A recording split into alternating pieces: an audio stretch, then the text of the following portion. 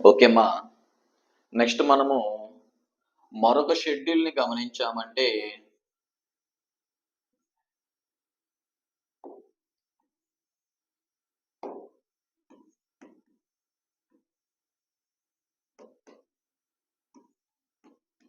Seventh schedule అండి. So ఈ seventh schedule మనకి కేంద్ర రాష్ట్ర ప్రభుత్వాల మధ్య అధికారాల విభజన గురించి పేర్కొంటుందమ్మా. కేంద్ర రాష్ట్ర ప్రభుత్వాల మధ్య అధికారాల విభజన గురించి ఈ సెవెంత్ షెడ్యూల్ తెలియజేస్తుంది. అయితే ఈ అధికారాల విభజన కేంద్ర రాష్ట్రాల మధ్య ఎన్ని రకాలుగా విభజించారు అంటే మొత్తం 3 రకాలుగా ఈ అధికారాలు విభజించారండి.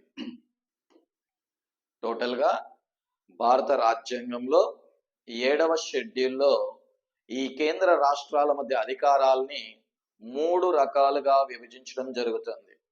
ఆ 3 రకాలు ఏంటి అంటే కేంద్ర జాబితా మరియు రాష్ట్ర జాబితా, మూడవది ఉమ్మడి జాబితా. సో ఈ విధంగా 3 రకాలుగా ఈ అధికారాలని విభజించి పేర్కొంటే మా కేంద్ర జాబితాని సెంట్రల్ లిస్ట్ అని పేర్కొంటాము. సో రాష్ట్ర జాబితాని స్టేట్ లిస్ట్ అని పేర్కొంటాము. ఉమ్మడి జాబితాని కంకరెంట్ లిస్ట్ అని పేర్కొనడం జరుగుతుంది.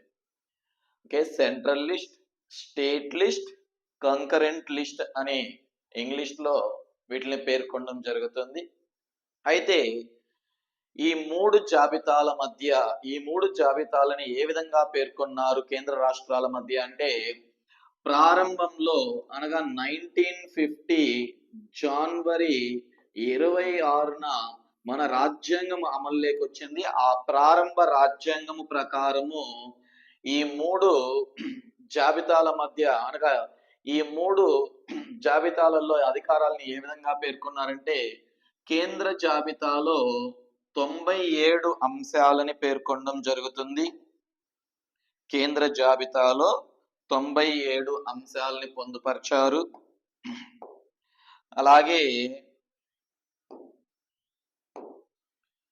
97 అంశాలు. రాష్ట్ర జాబితాలో 66 అధికారాలని పేర్కొన్నారు. ఉమ్మడి జాబితాలో 47 అధికారాలని పేర్కొనడం జరుగుతుంది. యాజ్ పర్ ఇనిషియల్ కాన్స్టిట్యూషన్ ప్రకారము అనగా ప్రారంభ రాజ్యాంగం ప్రకారము కేంద్ర రాష్ట్రాల మధ్య అధికారాల విభజన చేపట్టి కేంద్ర జాబితాలో 97 అధికారాలు, రాష్ట్ర జాబితాలో 66 అధికారాలు, ఉమ్మడి జాబితాలో 47 అధికారాలని పేర్కొనడం జరుగుతుంది. అయితే ప్రస్తుతము ఈ అధికారాల విభజన ఏ విధంగా ఉంది అనే అంశాలని మనం గమనించాము అంటే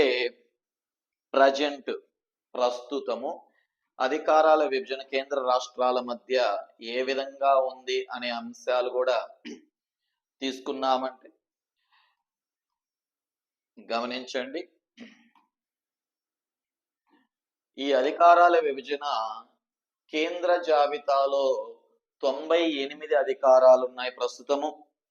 అలాగే రాష్ట్ర జాబితాలో 59 అధికారాలు ఉన్నాయి. ఉమ్మడి జాబితాలో 52 అధికారాలు ఉన్నాయండి. ఉమ్మడి జాబితాలో 52 అధికారాల్ని పేర్కొనబడి ఉన్నారు ప్రస్తుతం. అయితే సో కొంచెం జాగ్రత్తగా చూడండి అమ్మా.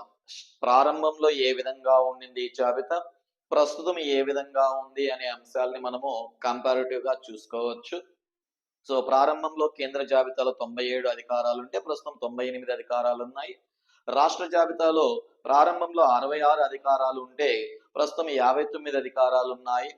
ఉమ్మడి జాబితాలో ప్రారంభంలో 47 అధికారాలు ఉంటే ప్రస్తుతము 52 అధికారాలు ఈ ఉమ్మడి జాబితాలో పేర్కొనబడి ఉన్నాయండి. ఓకేనా? సో అయితే మనకి రాజ్యాంగం ప్రకారము అధికారాల విభజన ఎన్ని రకాలుగా జరిగింది అంటే 3 రకాలుగా జరిగినట్లుగా మనం పేర్కొనవచ్చు. ఆ 3 రకాలు ఇవేనండి. అయితే ఈ 3 జాబితాలలో లేని అంశాలు ఏవైనా ఉంటే వాటిల్ని మిగులు అధికారాలు అని పేర్కొంటామమ్మా. 3 జాబితాలలో లేని ఒక అంశము ఏదైనా ఉంటే ఆ అంశాన్ని మిగులు అధికారంగా పేర్కొనడం జరుగుతుంది. సో ఈ మిగులు అధికారాలని మనము అవశిష్ట అధికారాలు అని కూడా పేర్కొంటాం. అవశిష్ట అధికారాలు అని పేర్కొంటాము. ఓకేనా? సో వీటిల్నే మనము ఇంగ్లీష్లో ఈ మిగులు అవశిష్ట అధికారాలను ఇంగ్లీష్లో రెసిడ్యూరీ పవర్స్ అని పేర్కొంటామమ్మా. ఆంగ్లంలో రెసిడ్యూరీ పవర్స్ అని పేర్కొనడం జరుగుతుంది. అవశిష్ట అధికారాలని అవశిష్ట అధికారాలు లేదా మిగులు అధికారాలు అని పేర్కొంటాం. ఈ 3 జాబితాలలో లేని అంశాలని ఇక్కడ మరొక ప్రధానమైన అంశం మనం గుర్తించుకోవాల్సింది ఏంటి అంటే రాజ్యాంగము ప్రకారము కేంద్ర రాష్ట్రాల మధ్య అధికారాల విభజన ఎన్ని రకాలుగా చేపట్టారంటే ఈ 3 రకాలుగా చేపట్టారని చెప్పాలి. అధికారాల విభజన మొత్తం 3 రకాలు మాత్రమే. అవశిష్ట అధికారాలు అనే జాబితా లేదు, అక్కడ ఏమీ పేర్కొనలేదు. అవశిష్ట అధికారాలు అనేటివి ఏమీ ఉండవు.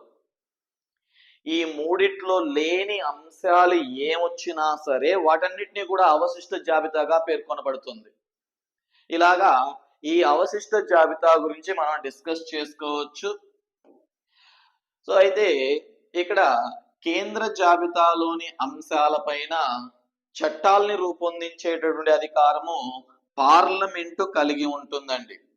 కేంద్ర జాబితాలోని అంశాలపైన చట్టాలని రూపొందించే అధికారం ఎవరు కలిగి ఉంటారంటే పార్లమెంట్. అలాగే రాష్ట్ర జాబితాలోని అంశాలపైన చట్టాలని రూపొందించే అధికారము రాష్ట్ర శాసన సభ కలిగి ఉంటుంది. ఇట్ మీన్స్ రాష్ట్ర శాసన నిర్మాణ శాఖ కలిగి ఉంటుంది. సర్వసాధారణంగా కేంద్ర జాబితాలోని అంశాలపైన పార్లమెంట్ చట్టాలను రూపొందిస్తుంది. రాష్ట్ర జాబితాలోని అంశాలపైన రాష్ట్ర శాసన నిర్మాణ శాఖ చట్టాలని రూపొందిస్తుంది అని పేర్కొంటాము. ప్రస్తుతానికి ఈ అంశాన్ని కన్సిడర్ చేయండి. తరువాత మనం సబ్జెక్ట్ లో భాగంగా వేరొక చోట రాష్ట్ర జాబితాలోని అంశాలపైన పార్లమెంట్ కూడా చట్టాలను రూపొందించే అధికారం కలిగి ఉంటుంది అని చెప్పుకుంటాం. అది కేంద్ర రాష్ట్ర సంబంధాల్లో డిస్కస్ చేద్దాం. ప్రస్తుతానికి సర్వసాధారణంగా ఒక సాధారణ పరిస్థితుల్లో అయితే కేంద్ర జాబితాలోని అంశాలపైన చట్టాలని రూపొందించే అధికారం పార్లమెంట్ కలిగి ఉంటుంది. రాష్ట్ర జాబితాలోని అంశాలపైన చట్టాలని రూపొందించే అధికారము ఆ రాష్ట్ర శాసన నిర్మాణ శాఖ కలిగి ఉంటుంది. అలాగే ఉమ్మడి జాబితాలోని అంశాలపైన చట్టాలని రూపొందించేటువంటి అధికారము కేంద్ర రాష్ట్ర ప్రభుత్వాలు, ఇట్ మీన్స్ కేంద్ర రాష్ట్ర శాసన నిర్మాణ శాఖలు కలిగి ఉంటాయి. కేంద్ర రాష్ట్ర ప్రభుత్వాలు అంటే ప్రభుత్వంలో చట్టాలని రూపొందించే అధికారము ఆ ప్రభుత్వంలో ఉండే 3 విభాగాలలో ఒకానొక విభాగమైనటువంటి శాసన నిర్మాణ శాఖ రూపొందిస్తుంది. ఓకేనా? ప్రభుత్వంలో 3 విభాగాలు ఉంటాయి. 3 విభాగాలలోని శాసన నిర్మాణ శాఖే చట్టాలను రూపొందించేది. కేంద్ర శాసన నిర్మాణ శాఖని పార్లమెంట్ అంటాం. సో కాబట్టి పార్లమెంటు రాష్ట్ర శాసన నిర్మాణ శాఖ కలిగి ఉంటుంది అంటాం. ఉమ్మడి జాబితాలోని అంశాలపైన కేంద్ర రాష్ట్ర ప్రభుత్వాలు చట్టాలని రూపొందించే అధికారం కలిగి ఉంటాయి. ఓకే, అయితే ఇక్కడ అవశిష్ట జాబితా గురించి కూడా మనము డిస్కస్ చేసుకుంటూ ఉన్నాం కదా. ఈ అవశిష్ట జాబితాలోని అంశాలపైన చట్టాలని రూపొందించే అధికారం ఎవరు కలిగి ఉంటారంటే పార్లమెంటు కలిగి ఉంటుంది. అవశిష్ట జాబితా పైన చట్టాలని రూపొందించే అధికారం లేదా అవశిష్ట జాబితాలో పేర్కొనబడిన అంశాలపైన చట్టాలని రూపొందించేటువంటి అధికారము పార్లమెంటు కలిగి ఉంటుంది. కొన్ని సందర్భాలలో అవశిష్ట జాబితా పైన ఎవరు అధికారం కలిగి ఉంటారంటే కేంద్ర ప్రభుత్వము కలిగి ఉంటాది అని పేర్కొంటుంటారు. కేంద్ర ప్రభుత్వంలో మళ్ళీ మళ్ళీ చెప్తున్నాను వినండి. కేంద్ర ప్రభుత్వంలో చట్టాలను రూపొందించేది ఆ కేంద్ర శాసన నిర్మాణ శాఖ.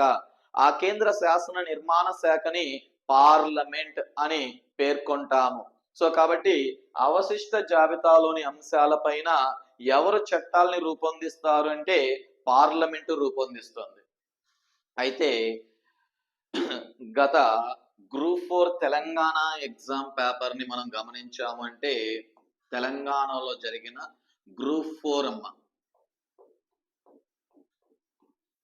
గ్రూప్ 4 ఎగ్జామ్ లో ఈ బిట్ అడిగారండి. మా తెలుగు మీడియంలో కూడా బిట్టు ఏ విధంగా అడిగారంటే రెసిడ్యూరీ పవర్స్ పైన ఎవరికి అధికారం ఉంటుంది అని అడిగారు. చాలా జాగ్రత్తగా గమనించండి. అక్కడ తెలుగులో అవశిష్ట జాబితాని పేర్కొనలేదు, లేదా మిగులు అధికారాలని పేర్కొనలేదు. సింపుల్ గా ఇంగ్లీష్ పదాన్ని ఉపయోగించి అడిగాడు. రెసిడ్యూరీ పవర్స్ పైన ఎవరు అధికారాన్ని కలిగి ఉంటారు అనే క్వశ్చన్ రావడం జరిగింది. మీకు కావాలంటే నెట్ లో అవైలబిలిటీ ఉంటాయండి.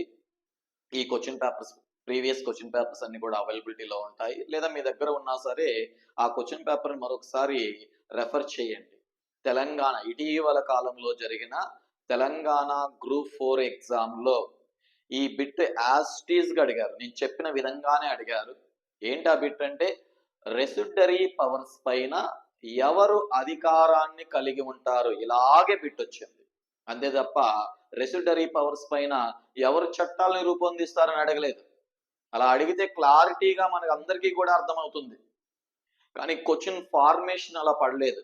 అంటే ఎగ్జామినరు క్వశ్చన్ ని మనం అడిగేటువంటి విధానాన్ని మారుస్తున్నారు. అంతా వివరించి ఇవ్వరు ఎక్కడా కూడా ఎగ్జామ్స్ లో క్వశ్చన్ ని. సో దాన్ని నువ్వు అర్థం చేసుకొని ఆన్సర్ చేయాలి. అదే మనకి పెట్టేటువంటి పరీక్ష. సో కాబట్టి రెసిడ్యూరీ పవర్స్ పైన ఎవరు అధికారాన్ని కలిగి ఉంటారంటే పార్లమెంటు కలిగి ఉంటుంది. ఓకేనా? సో ఇలాగా అధికారాల విభజన గురించి మనం పేర్కొనవచ్చు. అంటే ఈ అధికారాల విభజన భారత రాజ్యాంగంలోని 7వ షెడ్యూల్లో పేర్కొనడం జరుగుతుందమ్మా. ఓకే.